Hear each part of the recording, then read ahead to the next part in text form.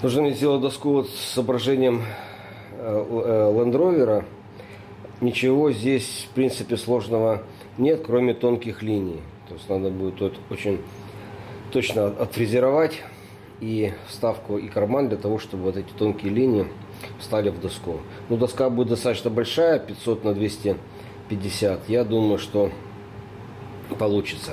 Доска будет сделана из вишни, а вставка из ореха.